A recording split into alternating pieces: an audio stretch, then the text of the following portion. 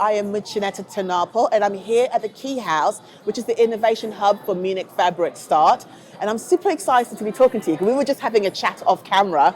But before we get started, could you introduce yourself to our audience? So my name's Sam Trotman. I'm a denim consultant and trend consultant. I work independently with my Instagram, Samataro, which is basically a platform where I talk about fashion, art, culture, consumer attitudes, and then I also have a background in denim as well. I used to work for WGSN as the denim editor there, and I also work with Amy from Denim Dudes, where we do consultancy with a lot of different denim brands. So I've got my feet in different kind of areas of the market, some in kind of like youth culture and some of it's still predominantly in denim. So I hope with the presentation today I can give some really insightful information to all the attendees here.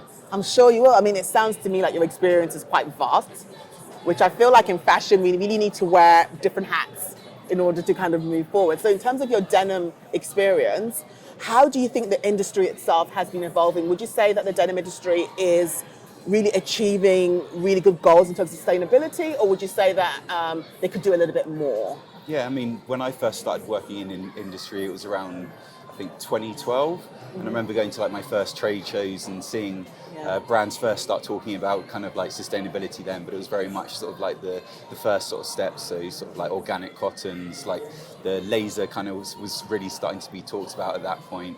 And then fast forward until now, it's amazing to see how far it's all come with everything from like ozone washing, the innovations with laser and how far that's come. I remember when I first saw it, it was these horrible kind of like whisker lines that they were creating. You could really kind of see it was like a 2D effect, but it's amazing how far they've come with that now to create these really realistic effects. And it's amazing that so many different brands now are embracing that, and stonewash and sandblasting, all of those things are starting to sort of become redundant, and people really embracing a more kind of responsible way for designing in denim.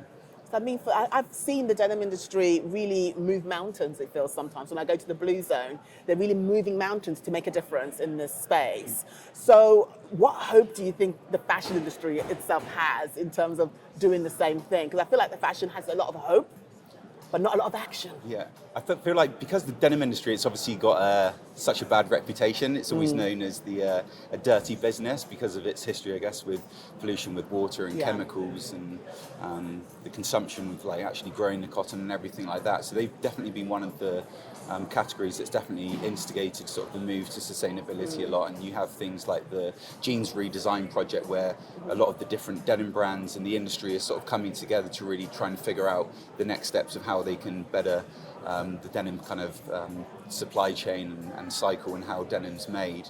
I think like we were just sort of saying before in our conversation that the fashion industry is a bit like a teenager. It's like they say they're not smoking, but they are, and it's really hard to actually get brands to actually do what they're actually saying. You were mentioning how much you're working with governments and actually trying to sort of get legal kind of like schemes to come through, and I really feel that that will put extra kind of responsibility on the brands and actually push them to make action, because there's so much kind of greenwashing happening, and it's rife throughout the fashion industry, not just the denim industry, and you see so many brands that are sort of shouting about it and doing small steps, but it's largely just within kind of small capsules, and there's not a lot of brands that are actually sort of rolling out in their entire kind of like their collections where it's really kind of like having the biggest impact. So I think the word that you use, impact, is what we need to think about.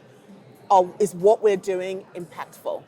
So I feel like a lot of brands have hope that they're making a change, but then what they're doing is not really doing anything. It's literally like a drop in the ocean, really. So when it comes to trends, what are some of the trends we should be looking out for in 2024? So I'm doing trend presentation today, and I've got two kind of like key stories that I'm going to be looking at. The first one, well, both of them actually, they're kind of focusing on Gen Z, so like the younger consumers, the new generation, and how they're kind of approaching denim. I think throughout like the history of sort of denim since like the 50s, when youth culture first kind of adopted it, you've had all these different decades, like the 50s where it was much more like the biker and greaser kind of looks, and then you go to the 70s and it's the hippies with the flares, and the 80s and you get all the kind of more fashion looks with the acid and stonewash sort of like coming through. In the 90s it went baggy, and in the 2000s it was very garish. And I feel like now that denim's really having another big moment, but it's interesting to see how denim's being adopted within internet culture. So I'm going to be opening up the trend presentation with a lot of kind of funny memes and ways that brands are kind of like communicating denim through the internet for, I guess, a generation that's terminally online. So I'll be discussing all of the different kind of aspects of that. There's a lot of fun stuff in there, but then there's some more kind of like serious topics as well, especially like the role of kind of gender and how Gen Z are kind of rejecting gender norms and how it's becoming so important for brands to really kind of like take a more open and inclusive approach to design and really kind of like listen to that consumer and create product that's available to everyone. It should be fluid. It's not just about having masculine and feminine anymore. There's much more kind of fluid approach to the way that these young consumers are dressing. And then also within that story, we've got a lot of kind of like innovations as well of like how brands are kind of like introducing new kind of finishes and fabric technologies. I'm talking a lot about trompe-l'oeil kind of effects where it's kind of like these photo-real denims. So it's blurring that line between sort of digital and real. And then the second thing is, I guess, a little bit of like a rejection of that, because over the past sort of like 7 years or so, there's been so much kind of around this like hype culture of like streetwear and sneaker drops, and consumers are getting a little bit fatigued, I think, of chasing these trends. So the second story, it kind of focuses more on kind of like a classic uniform. I'm seeing a lot of like young kids in London at the moment sort of going away from sort of the trends of drop culture and stuff and buying more into kind of classic stuff, and I think that speaks really well to denim. Obviously it's such a long kind of like legacy kind of item, so it's a much more kind of approachable trend, and there's still like a lot of kind of like innovation in terms of like silhouettes and moving that on, but it's far more, I think, kind of approachable in the way that kids can dress, and it's a bit more kind of, I guess, like sustainable in terms of having a wardrobe that can last you longer. You're going to be investing in more kind of like classic items that are timeless. But there's also a lot of like fun brands that are in there as well that we'll be talking about. There's a really strong kind of theme coming through of both like British identity, like you guys have probably heard of like blokecore. It's like a big thing that's sort of happening on TikTok. But then there's also this cool kind of thing with more kind of, I guess, personal expression and sort of styling yourself and having a more kind of like personal approach to it. There's a fun little one that I've got that's kind of like this grandpa core.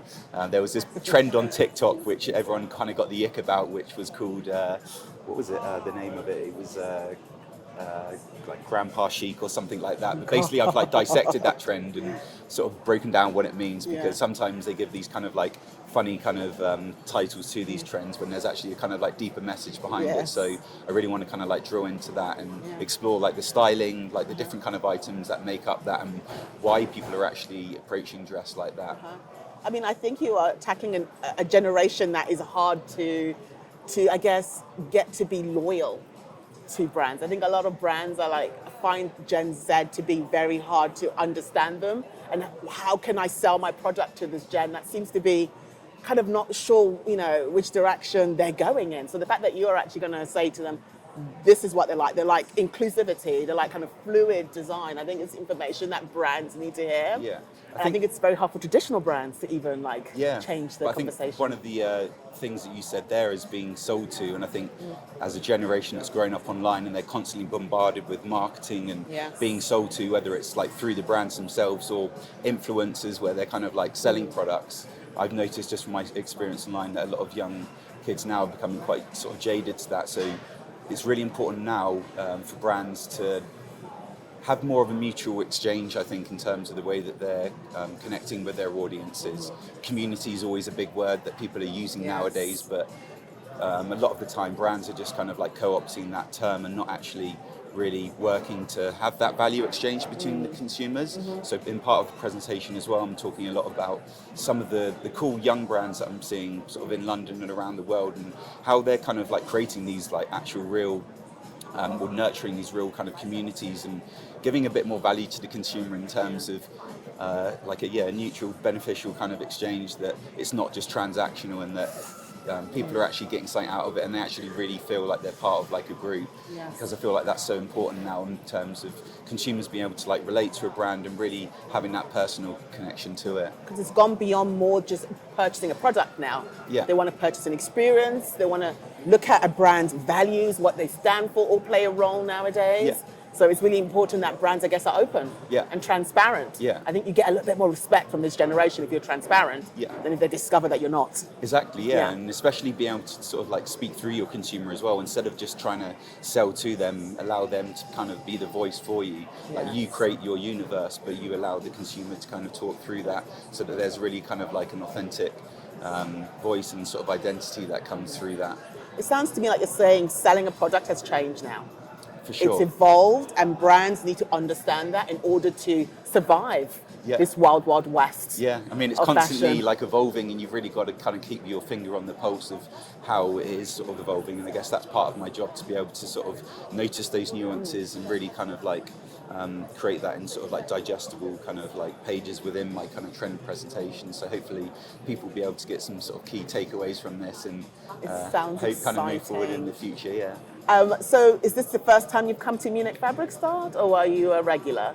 I think the last time I was here was around 2016. As I said, I used to work for WGSN, so I'd constantly be on the circuit of doing different trade shows. I won't mention some of the other ones, but I usually sort of like covered a lot of the other trade shows, and I did present at them. But I have attended Munich Fabric Start before, and it's a great show, and I'm excited to see the different brands here. And obviously, it's a different kind of audience that attend this one as well, so I'm hoping that they'll obviously get a lot out kind of the presentation and me being here. I think they will, because I mean the Key House in general is a way of educating the industry, because you would think everybody knows, but not everyone does.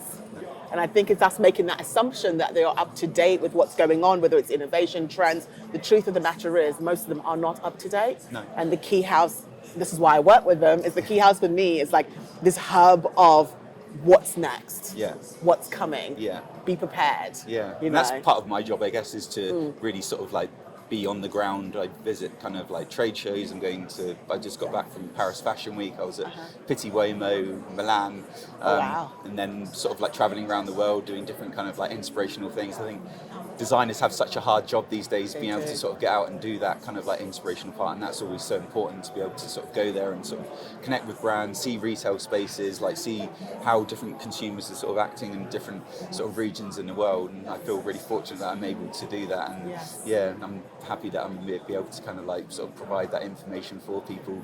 I'm constantly sort of on the move, whether I'm just out about in London, I'm always kind of like scouring like what people are wearing or noticing small changes, but I think that's part of the role of doing sort of this trend forecasting job, is that you really kind of got to be immersed in it to be able to pick up on these small things, but then also be able to sort of call those things out and be able to sort of notice what are the kind of things that are sort of rising up when a trend's kind of like reaching max saturation, and then also when are they downtrending, and then be able to sort of like communicate that to the kind of like denim designers or product designers or anyone who's sort of like working in the supply chain, because it's all the interesting stuff. And as I said, it's like it's super fun to be able to do it. I'm absolutely exhausted, but still I'm buzzing from I can what I got see to you're see. buzzing. Like you told me your story about how you got here, and the fact that you're still quite hyped up. We love that. So if people wanted to follow you and find out more information, how can they do that? So if anyone wants to follow me and keep up to date what I'm doing, you can follow me at Samutaro. It's Sanutaro. But then also hit up Denim Dudes as well, because I'm part of that collective too. So that's Denim Dudes and Denim Dudettes.